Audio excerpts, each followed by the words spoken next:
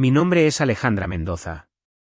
Tengo 32 años y solo descubrí que mi hermana hizo un chat grupal secreto de la familia sin mí debido a un error. Ella envió el vídeo equivocado a la hermana equivocada.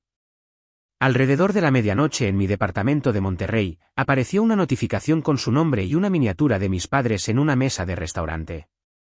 Estaba terminando de trabajar y pensando a medias en la transferencia automática que había configurado para su renta cuando toqué reproducir. En el vídeo, mi madre agitaba su teléfono y presumía de que yo le había transferido 40,000 pesos solo porque ella lo había llamado urgente, y yo ni siquiera había preguntado por qué. Mi padre se reclinó y dijo, lo hice porque ansiaba su atención porque era fácil de presionar. Luego, la voz de mi hermana cortó todo mientras bromeaba sobre cuánto había pagado su cajero automático en lo que iba del año y prometía actualizar la hoja de cálculo más tarde. No sabían que podía escucharlos. Pensaban que ese vídeo se dirigía al chat donde planeaban cómo usarme. Antes de que terminara el vídeo, ya se habían reído sobre espaciar las emergencias para que yo no sospechara, como si yo fuera una factura que habían aprendido a manipular. Miré fijamente mi teléfono, luego la pantalla de confirmación para la siguiente transferencia que esperaban, y algo dentro de mí finalmente se rompió. Ese vídeo accidental no solo los expuso, inició la cadena de eventos que borraría cada ventaja que alguna vez habían tomado de mí. Antes de contarle lo que él dijo y lo que sucedió después de que me fui, dígame, ¿qué hora es para usted en este momento? ¿Y desde dónde está mirando? Tengo curiosidad por ver hasta dónde viajará esta historia. A la mañana siguiente, mi departamento se sentía como un lugar diferente. No había dormido. La luz del desierto afuera ya era dura cuando me senté en mi pequeña mesa de cocina con mi computadora portátil abierta y un bloc de notas al lado.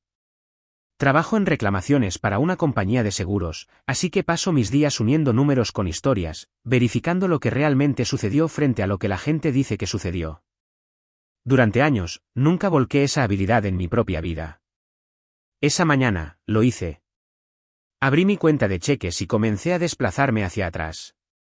Cada transferencia a mis padres, cada pago de ayuda rápida a mi hermana, cada envío por la app del banco a mi hermano estaba allí en una lista ordenada. Comencé a escribirlos en columnas: ¿quién pidió? ¿Cuánto? ¿Qué excusa me dieron? Ayuda para la renta, problemas con el automóvil, copago, libros de texto, cargos por pagos atrasados, factura sorpresa. Aún no sumaba nada. Simplemente me obligué a verlo todo de una vez en lugar de una emergencia a la vez. A medida que la lista crecía, aparecían patrones. Casi siempre había algo en la primera semana del mes, otro alrededor de la mitad, cantidades más grandes justo antes de las vacaciones y peticiones más pequeñas en el medio, como si estuvieran probando hasta dónde podían presionar sin ponerme nerviosa. A veces mi madre y mi hermana necesitaban dinero con días de diferencia.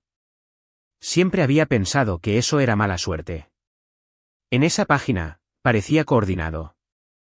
Abrí mi cuenta de ahorros, luego la tarjeta de crédito que usaba solo cuando alguien de mi familia tenía una crisis. Los saldos contaban una historia que había estado demasiado cansada para leer. El dinero que había destinado a mi propio futuro se había drenado en retiros mensuales silenciosos. Cuanto más me desplazaba, más me ardía la cara. Si alguien me hubiera mostrado esto como el expediente de un extraño, lo habría llamado explotación.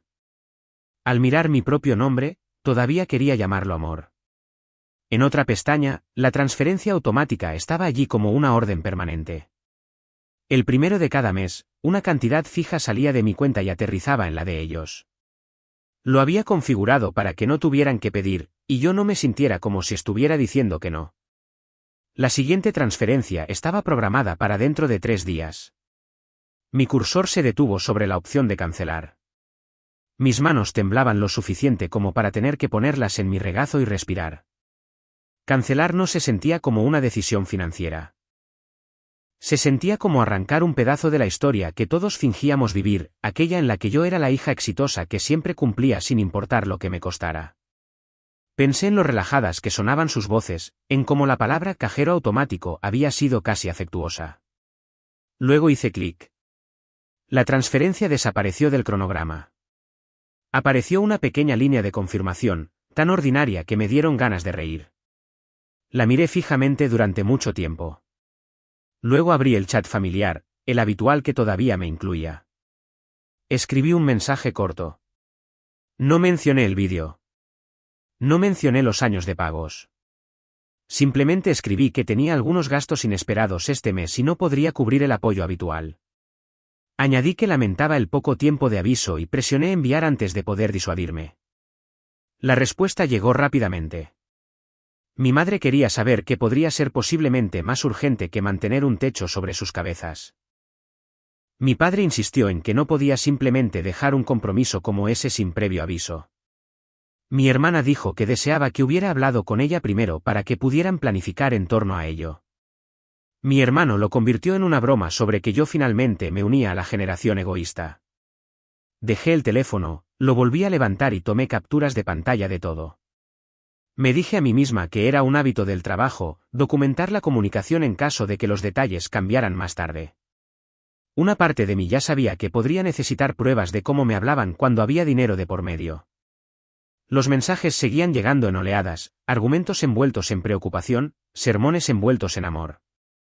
Hacia el mediodía, el chat grupal era un muro de desplazamiento de necesidad y acusación.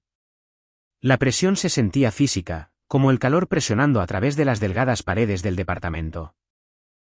Me puse de pie, caminé hacia la puerta corrediza de vidrio y miré hacia el estacionamiento, brillando bajo el sol. La gente iba a sus propios trabajos, pagando sus propias facturas, viviendo vidas donde la familia no era una factura mensual. Mi teléfono vibró de nuevo en la mesa detrás de mí. Podía ver sus nombres iluminarse a través del vidrio.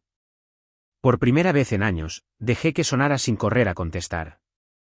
A última hora de la tarde, mis manos finalmente habían dejado de temblar, pero mi teléfono no. Cuando mi madre llamó de nuevo, su nombre llenó la pantalla y mi pecho se apretó. Dejé que sonara una vez, luego contesté porque los hábitos construidos durante décadas no desaparecen en una sola mañana. Su voz se escuchaba cruda y desigual, el tipo de llanto que solía hacerme dejar todo. Dijo que tenía una consulta seria a primera hora del día siguiente, que un médico había encontrado algo, que no podía dormir del miedo. Cada frase se inclinaba hacia el mismo punto, no podía manejar la renta y los costos médicos al mismo tiempo. En el pasado, me habría disculpado y enviado dinero antes de que ella terminara. Esta vez, una parte diferente de mi cerebro se encendió. Pregunté qué tipo de médico era, qué clínica, qué consultorio. Ella sonaba ofendida, como si las preguntas fueran una forma de traición. Repitió que era serio y que necesitaba apoyo. Mantuve mi tono plano y repetí la pregunta hasta que finalmente me dio un nombre y una calle casi en voz baja. Los anoté. Cuando terminó la llamada, no abrí mi aplicación bancaria. Abrí mi navegador. El sitio web de la clínica cargó con colores suaves y una marca cuidadosa. No era un centro de oncología ni un especialista cardíaco. Ofrecía bienestar premium, tratamientos de apariencia y procedimientos selectivos con brillantes fotos de antes y después. El precio de la consulta estaba en la página en una fuente limpia, un número que podría haber cubierto fácilmente si la historia detrás de él hubiera sido honesta. Miré esas fotos hasta que se desenfocaron. Mi madre había llorado sobre escáneres y posibles hallazgos, y la dirección que me dio conducía a un lugar que vendía paquetes de confianza. Por un momento, me pregunté si había buscado el consultorio equivocado.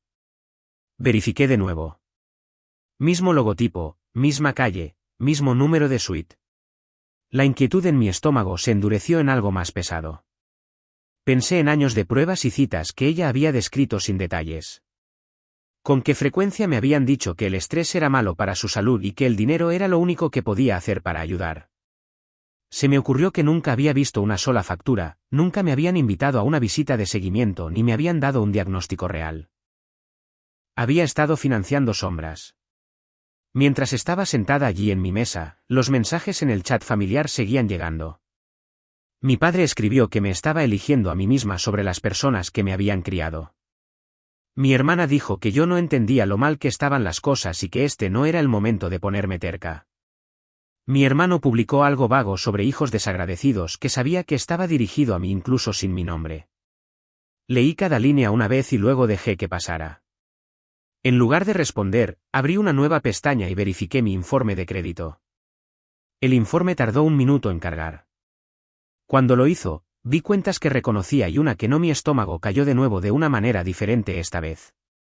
Había una consulta de una pequeña financiera en una ciudad que nunca había visitado y una nota de que alguien había intentado confirmar mi información. Me quedé muy quieta. No había solicitado nada. No había sido CEO firmante para nadie. Las únicas personas que usaban rutinariamente mi información legal completa eran las mismas que llenaban mi teléfono con acusaciones. El teléfono de mi trabajo vibró en el mostrador justo cuando estaba tratando de decidir si estaba exagerando. Casi lo ignoré hasta que vi el nombre en la pantalla. Era un compañero de trabajo de otro departamento, Noé Castillo, alguien con quien generalmente solo hablaba sobre datos y cronogramas de proyectos. Su voz era cuidadosa cuando dijo que esperaba que estuviera bien llamar por algo personal. Me dijo que un prestamista se había comunicado con la empresa para verificar el empleo y los ingresos para mí como parte de una revisión. Eso era normal por sí solo. Lo que no era normal era la forma en que la solicitud enumeraba mis datos de contacto y a una segunda persona con mi apellido vinculada a la misma dirección que había dejado hace años. Por lo que él podía ver, la otra persona me había marcado como aval. El calor subió por la parte posterior de mi cuello. Le agradecí por informarme y dije que lo investigaría. Después de colgar, me senté en la cocina silenciosa. El dinero era una cosa. La culpa era una cosa. Pero si mi información se había adjuntado a algo que nunca había visto, entonces esto no se trataba solo de ser tratada como una billetera sin fondo. Significaba que en algún lugar mi nombre ya podría estar en papeles que nunca había aceptado firmar. Durante los siguientes 2 días, traté lo que Noé me había dicho como otro archivo de reclamación que necesitaba ser desenredado. En el trabajo, durante descansos cortos, llamé a la financiera que había intentado verificar mi información y pedí cualquier documento con mi nombre en él. La mujer en la línea sonaba aburrida hasta que abrió el archivo y se quedó callada. Dijo que había un formulario de aval con mi firma y una dirección en la que no había vivido en años. Anoté el número de fax y el correo electrónico que me dio y envié una solicitud formal tan pronto como regresé a mi escritorio. Para cuando conduje a casa a través del calor seco de la tarde, los documentos estaban en mi bandeja de entrada. Me senté en mi mesa de cocina, con la computadora portátil abierta y el bloc de notas listo. El formulario escaneado llenó mi pantalla. Mi nombre legal completo estaba escrito en la parte superior. Mi fecha de nacimiento en el lugar correcto, mi número de teléfono y correo electrónico correctos. En la parte inferior, en tinta oscura, había una firma que se parecía casi a la mía. Casi era el problema. La primera letra se curvaba un poco demasiado alto. El último trazo se arrastraba de una manera que nunca usaba. Era lo suficientemente cercana como para que alguien que mirara a través de una pila de papeles la hubiera aceptado, lo suficientemente incorrecta como para que yo supiera que nunca había estado en esa oficina ni firmado esa página. La imprimí y la puse junto a una copia de mi INE. Lado a lado, las diferencias eran obvias. Saqué mis informes de crédito nuevamente, esta vez más despacio. Cada cuenta abierta, línea cerrada y consulta obtuvo su propia marca en mi bloc de notas. Algunas podía vincularlas a momentos claros en mi vida. Otras no encajaban en ningún lugar que recordara. Pequeños saldos en ciudades que nunca había visitado. Direcciones antiguas que pertenecían a mi familia, no a mí. La inquietud se endureció en un mapa. Llamé a otro prestamista que figuraba en el informe, luego a otro. Las historias eran similares. Alguien había solicitado dinero, me había incluido como aval, a veces usando mi información para hacer que la solicitud pareciera más fuerte. Nadie había llamado nunca para preguntar si yo estaba de acuerdo. Habían procesado todo, asumiendo que las firmas y los detalles eran reales. Cada vez que una voz de servicio al cliente me leía mis datos, se sentía como escuchar a alguien describir a un extraño que compartía mi nombre.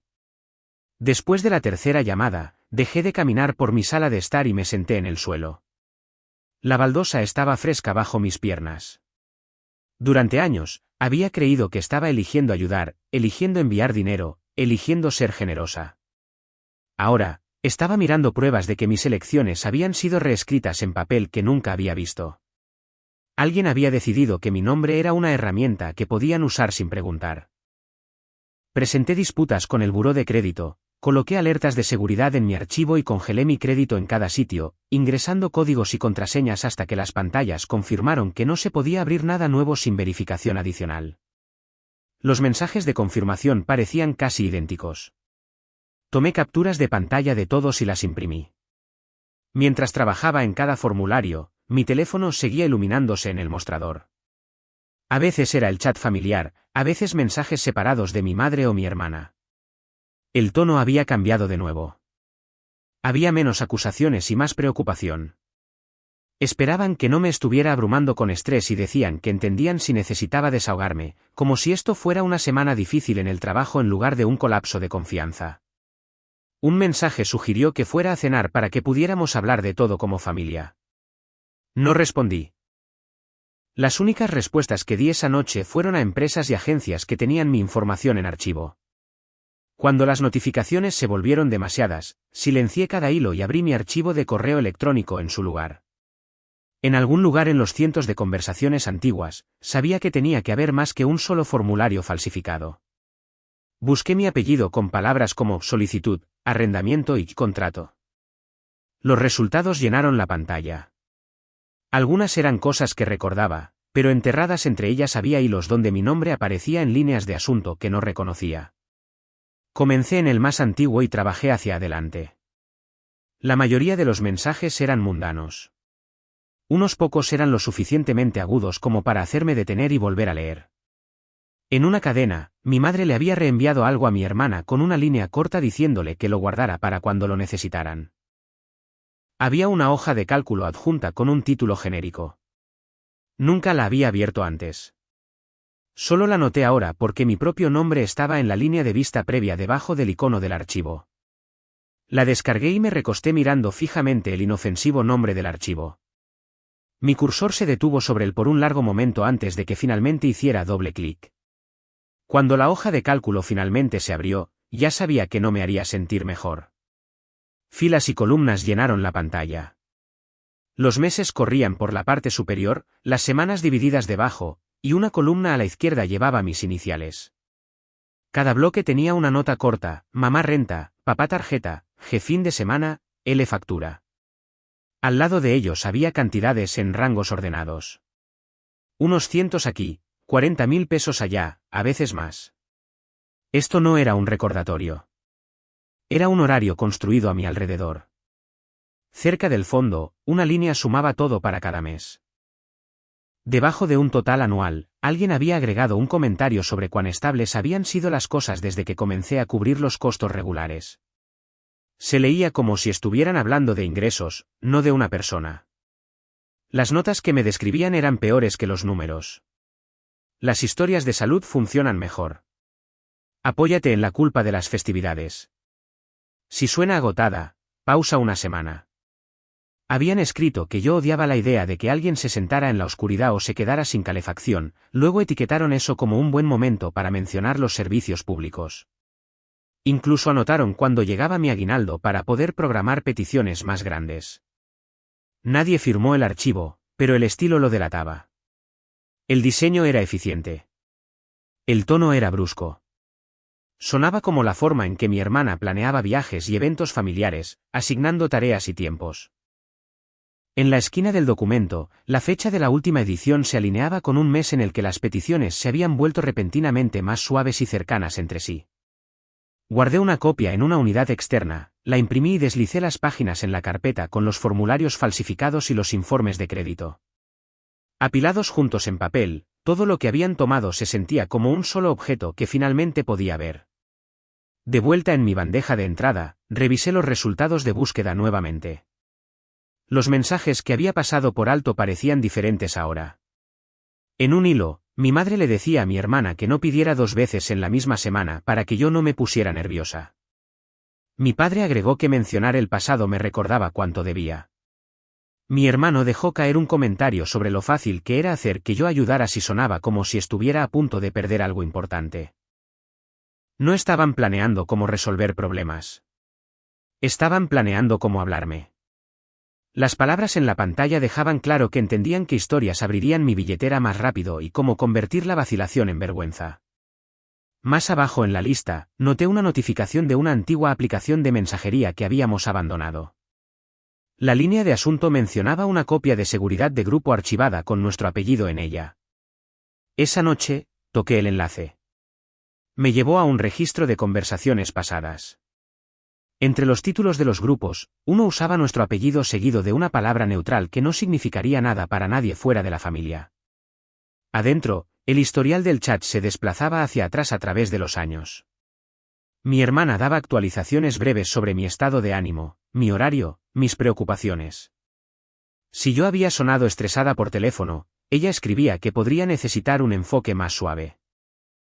Si había mencionado una buena semana en el trabajo, sugería que era el momento adecuado para mencionar algo grande. Mi madre respondía con guiones sobre salud y sacrificio. Mi padre les recordaba no pedir demasiado a la vez. Mi hermano bromeaba sobre lo predecible que yo era. Parecía los hilos de planificación que gestiono en mi trabajo, excepto que el proyecto era yo. Cada supuesta emergencia que había drenado mis ahorros había sido filtrada a través de este canal antes de llegar a mi teléfono. Cada vez que pensaba que estaba respondiendo a un momento de pánico honesto, estaba entrando en algo ensayado. Imprimí lo que pude, guardando capturas de pantalla cuando fallaban las herramientas de exportación. Para cuando terminé, mi mesa de café estaba cubierta de páginas.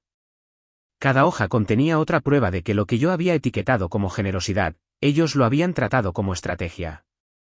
Eventualmente, reuní todo en pilas. Un juego fue a la carpeta en mi armario. Otro fue a una caja simple debajo de mi cama. La redundancia es lo que hacemos en mi campo cuando esperamos que se dispute una reclamación. Me di cuenta de que me estaba preparando para una pelea que nunca había querido, pero que ya no tenía la opción de evitar. Solo después de que la caja estuvo en su lugar, volví a encender mi teléfono. Fui directamente al chat grupal que los incluía a todos y escribí una sola línea diciéndoles que vinieran a mi departamento la noche siguiente a las 7. Sin explicaciones, sin disculpas, sin preguntas. Presioné enviar, dejé el teléfono y vi cómo la luz exterior se diluía hacia la noche. A las 7 de esa noche, mi departamento se sentía más pequeño de lo que se había sentido la noche anterior. Había empujado la mesa de café a un lado, enderezado las sillas y alineado las páginas impresas a lo largo del mostrador en una sola pila. La tableta esperaba en el soporte de la televisión con el vídeo preparado. Todas las luces estaban encendidas. El golpe en la puerta llegó unos minutos antes. Mi padre entró primero, pasando por mi lado como si la entrada todavía le perteneciera. Mi madre lo siguió con los ojos hinchados y ropa cuidadosa. Mi hermana vino detrás de ellos, con la mirada recorriendo la habitación como si estuviera comprobando los ángulos. Mi hermano se deslizó al último y se quedó cerca de la puerta con las manos en los bolsillos. Nadie pidió sentarse. Mi padre quería saber qué se suponía que era esto y dijo que no tenían tiempo para juegos. Le dije que lo mantendría simple. Levanté la tableta y presioné reproducir. El ruido del restaurante llenó la habitación por un latido. Luego lo hicieron sus propias voces. Mientras se reproducía el vídeo, los miré a ellos en lugar de a la pantalla. La postura de mi madre cambió a medida que la impotencia se drenaba de ella. La mandíbula de mi padre se tensó. La expresión de mi hermana se volvió plana de la manera en que lo hacía cuando estaba calculando. Cuando terminó el vídeo, el aire acondicionado era lo más ruidoso en la habitación. Luego comenzó la explicación. Mi madre dijo que habían estado exagerando y que era cruel congelar un solo momento y usarlo en su contra. Mi padre exigió saber quién me había enviado la grabación. Mi hermana dijo que yo estaba convirtiendo una broma en algo feo. Los dejé hablar hasta que las palabras comenzaron a repetirse. Luego dejé la tableta y deslicé las primeras páginas en una silla entre nosotros. Les dije que había sacado mis informes de crédito, solicitado copias de varias solicitudes y encontrado mi nombre y firma en acuerdos que nunca había visto. Señalé la letra, las direcciones, las fechas que se alineaban con los momentos en que habían necesitado ayuda. Mi padre dijo que las familias llenaban formularios unos para otros todo el tiempo y que yo estaba siendo desagradecida. Mi madre dijo que habían hecho lo que tenían que hacer para mantener a todos a flote y que yo entendería cuando tuviera mis propios hijos.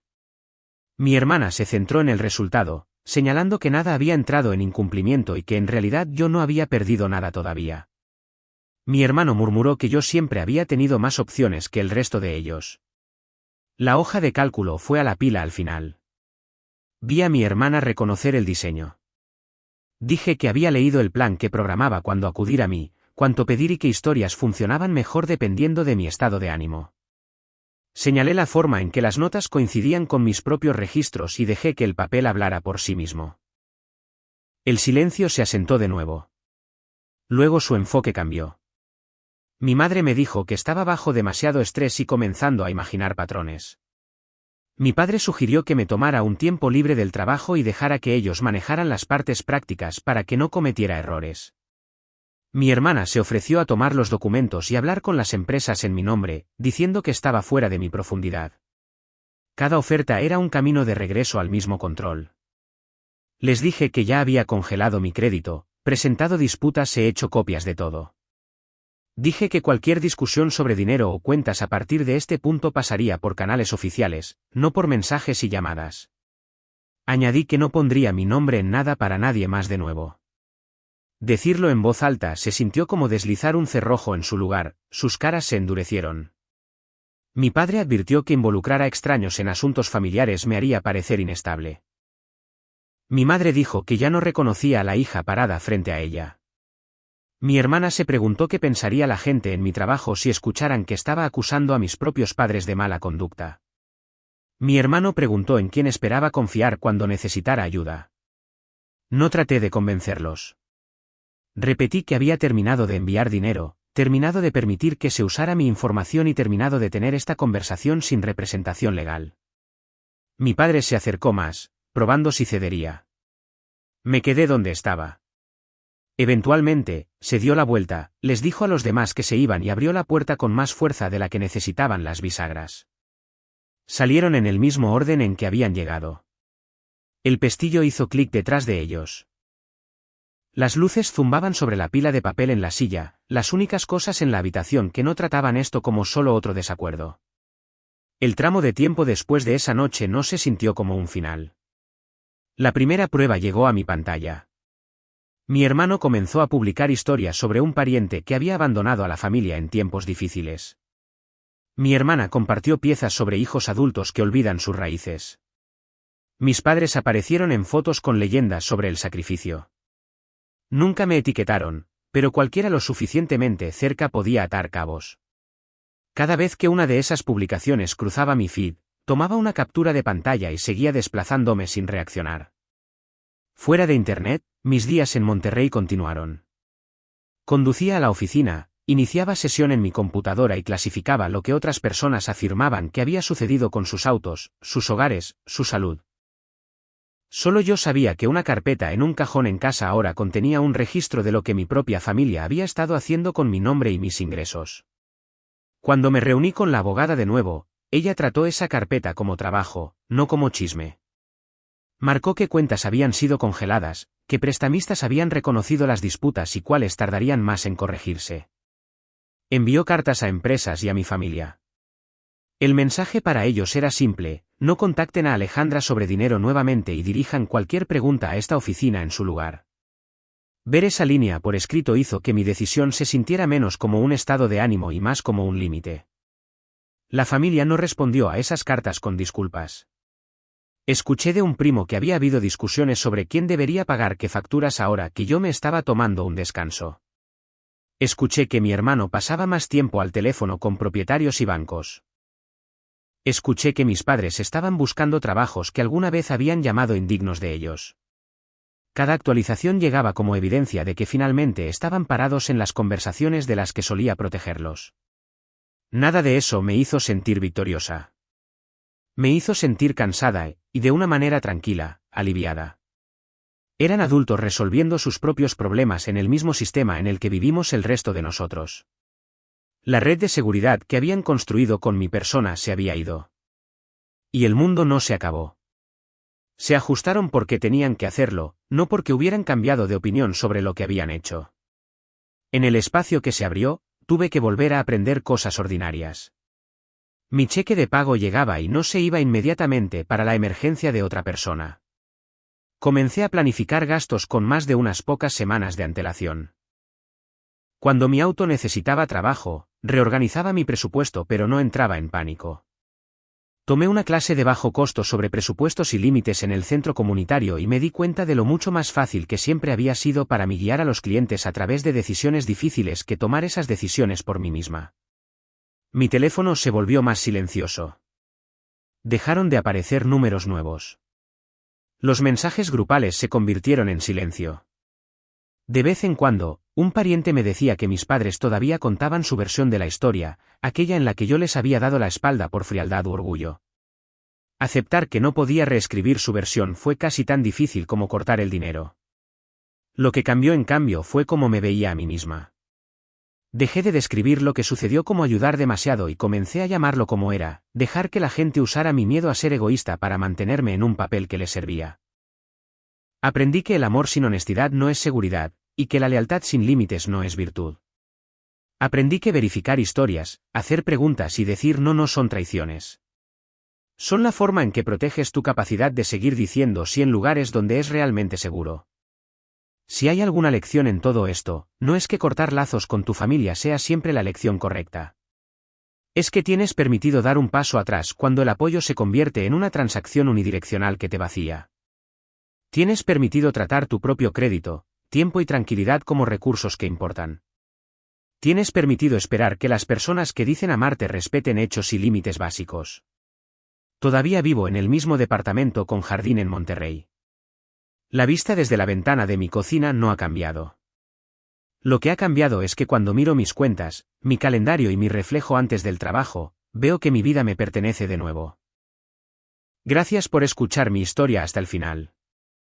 Si algo en ella te hizo pensar en tus propios límites o te ayudó a sentirte menos solo, puedes compartirla o dejar un comentario para que alguien más que necesite escucharla también pueda encontrarla.